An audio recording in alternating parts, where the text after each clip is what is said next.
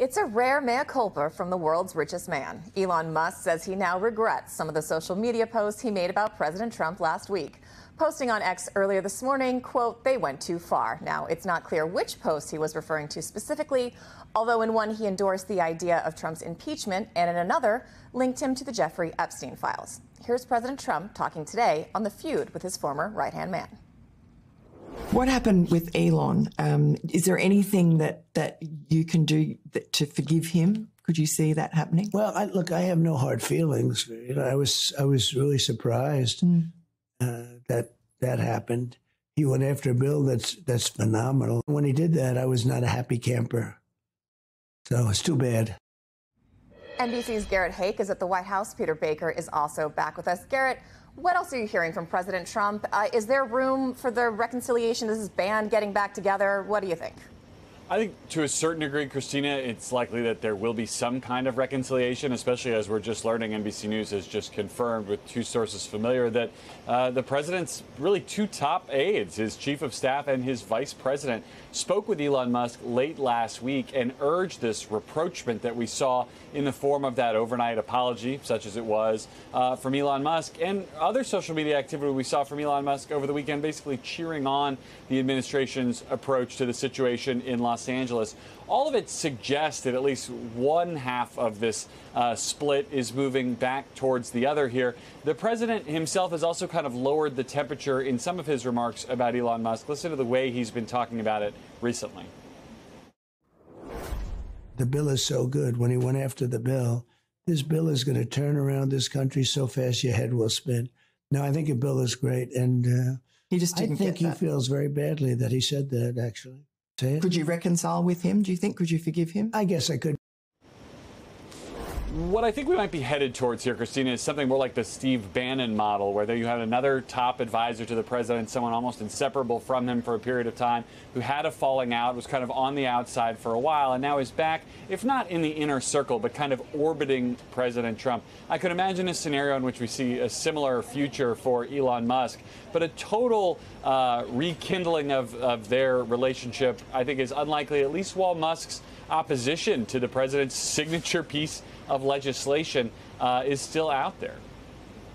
And Peter, I mean, you heard Garrett just talking about this new reporting that this apology came after Vice President Vance and Chief of Staff Susie Wiles reached out to Musk and urged him to do so. But we've also talked about who has the most to lose in this relationship. And it seems to be that perhaps it was Musk. Was there just too big of a risk for him to allow this rift to continue? Well, look, the president made very clear he was willing to use the power of his office to punish Elon Musk, who has billions of dollars worth of federal contracts. Trump very openly said, maybe we should cut these contracts and save the billions of dollars in money. The federal government regulates Elon Musk's businesses. In fact, he had, I've forgotten the number, more than a dozen different regulatory disputes or lawsuits with the federal government before Trump came in office. Some of those have been kind of pulled back under Trump. They could be revived or more could be pursued. And so I think that, and Trump has made clear, unlike other presidents, that he doesn't have any compunction about using the power of his office to carry out his desires to reward friends and punish enemies. So Elon Musk has a lot at stake here. His businesses have already taken a hit because of his association with Donald Trump. Tesla stock plummeted over the last few months. It went back up a little bit, I think, after this apology, because I think his shareholders are eager for there to be kind of a rapprochement. They want to avoid the open conflict in which a Trump who says he likes the word retribution, could find ways to exact it. That's exactly it, because, I mean, we heard the president just say he guesses he could forgive Musk, but this is not this president's favorite thing to do. Do you see these two working together in the future in a way that they have in the past, or will it be different? I think Garrett's got it right. I have a hard time seeing the two of them ever getting back together in quite the same way that they were in those 130 days after the inauguration, in which they were seemingly inseparable, in which Musk basically seemed to be the prime minister under, Trump's presidency.